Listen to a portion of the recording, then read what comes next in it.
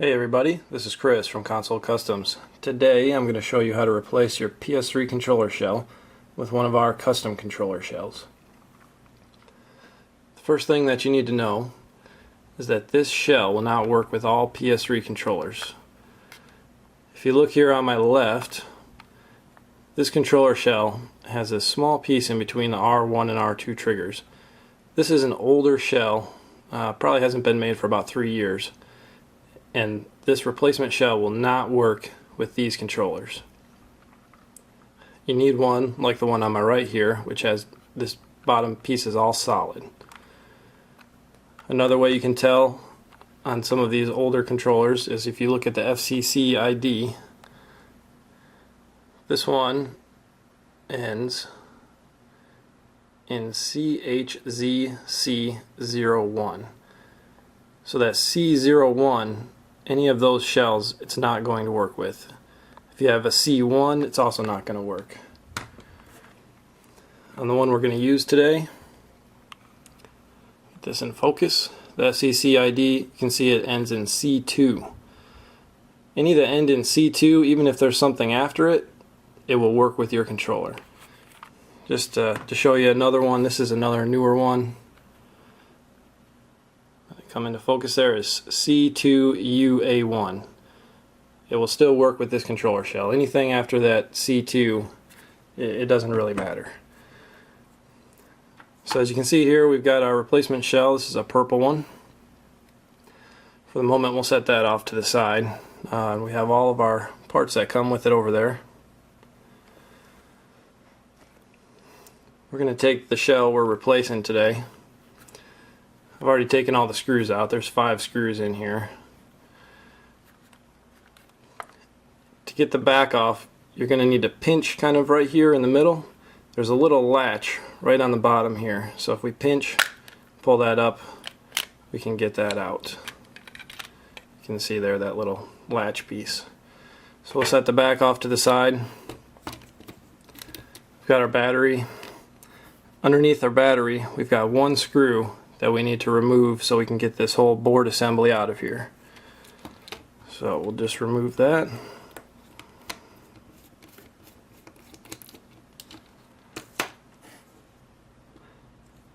On this particular controller, the rumble motors are clipped in. On some you'll find that they're screwed in, some it just sits in there kind of floating. So you just need to unclip those. Use your finger or screwdriver just to get those clips off. So once we've got those all unclipped, we can pull that whole assembly right out. We are going to reuse the rubber pads. Those do not come with the new shell.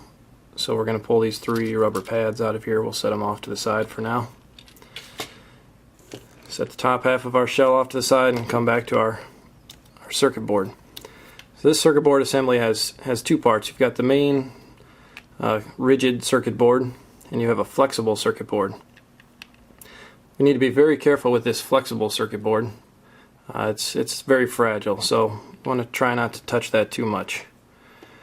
The next thing we're going to do is get our R2 triggers all set up. So we're going to pull off one of the old ones. Now I want to show you this here from the side.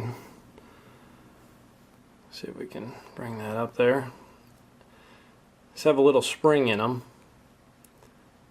and we need to put the new ones together the same way.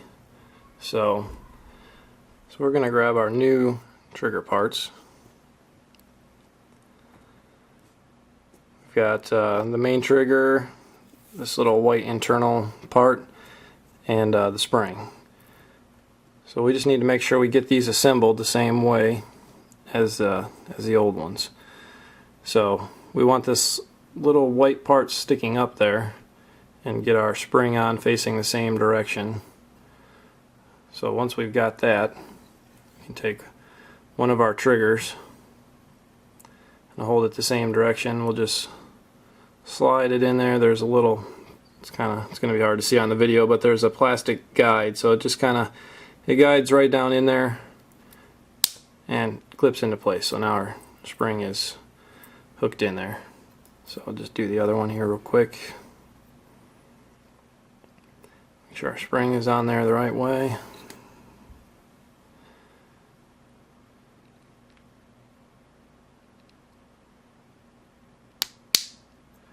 Alright, so our new triggers are ready to go.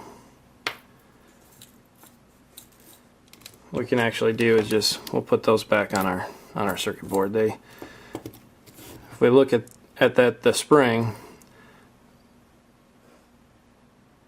part of that is going to sit internally against that little rest there, if we can get that in focus.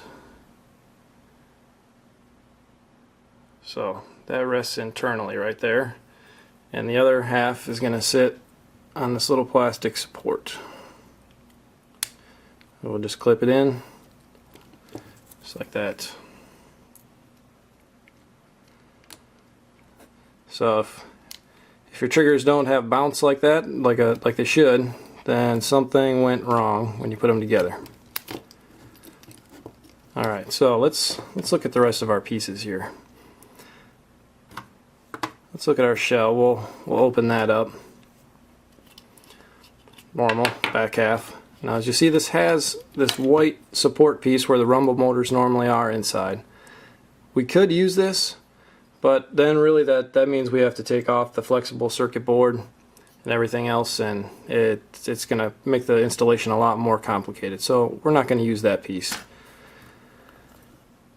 Same thing over here. These white pieces are what normally supports the R2, R1 triggers.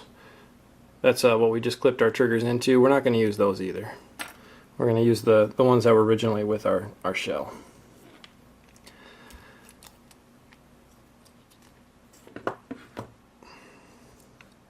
So now what we can do is just quickly put all of our buttons in here. I don't know what these buttons are, so this might take me a second. So you gotta find the right place for it to fit. Of course, it was the last one.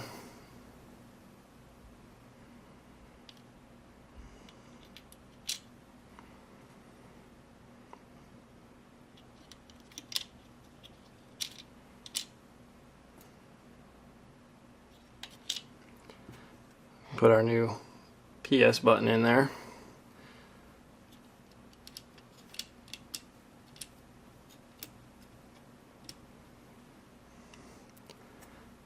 And our D-pad.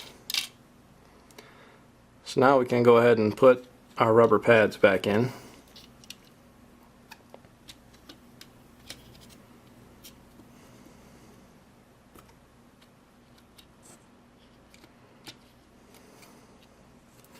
There. So now if we hold that, we can look at the front. See what that's going to look like. Now the other thing is we need to install these little, I guess we'll call them light pipes. This is what gets the light for the player status lights to the front of the controller. So there's two pieces. Need that to come into focus there.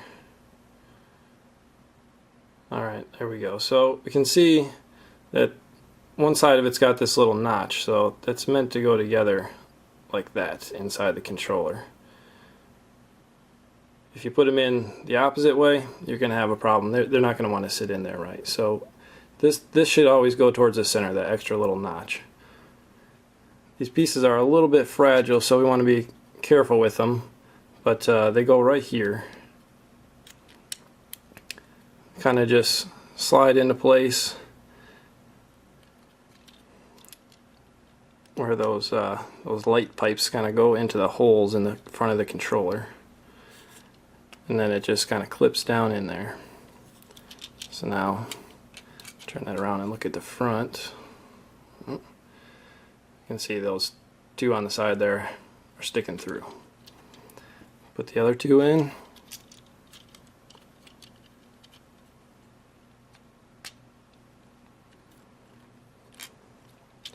Alright, and we're ready to go. So now we just need to put our new board, our old board, back in the new shell.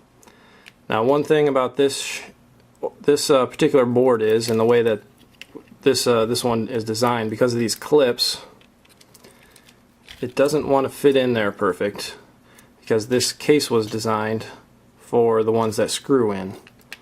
So like I said, we could pull everything off and stick it on this, but really that's a lot of work. So the easier thing to do, since this isn't going to fit down in there, everything will fit, but it won't fit around those screw holes in there. So all we need to do is get rid of these clips, and then it will get rid of these clips and it will fit in there. So we can either just snap it off like that. If you want to use some side cutters, you could cut that off. You may need to do that if there's a little bit of extra there that didn't break off. So we'll get rid of those real quick. Just using the side cutter so we make sure we have a clean installation.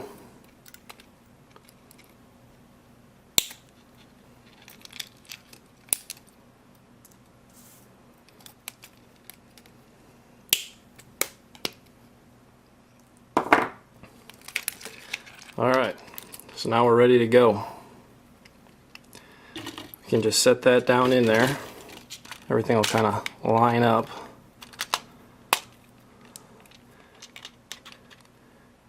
And as you can see now, our rumble motors fit nice and snug right against those screw holes now that we've removed those clips. So that was a lot faster and easier than replacing everything on that white board. The next thing, best thing to do is just screw our board back into the case here. So we will grab our screw.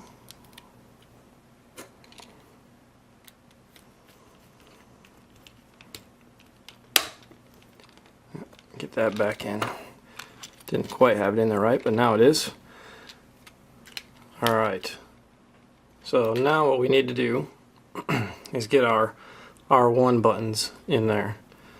So this little support piece here, it fits into a guide inside the top half of the shell, so it kind of slides up and down in there. Might take a little bit of work to get it in there, and if there's a little bit of paint overspray, it might be a little snug, but we want to get it into that guide. Don't push it all the way down, because then you could have a hard time getting the R1, L1 buttons in there. So we'll just get it so it's set right in there. Get our R1 in there, and then we'll push that down. So now our R1 is in there, actually L1. R2 is still good. So we can do the same thing for the other side.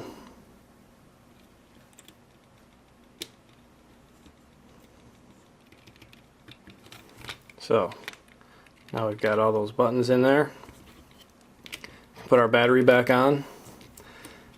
Now on some of the shells, some of the newer ones, they don't have these supports here. The battery actually just clips in. It doesn't matter either way, but it might look different inside some controllers. So we've got everything together, and we can put the back half of our shell on there. Sometimes you gotta work it a little bit around those triggers.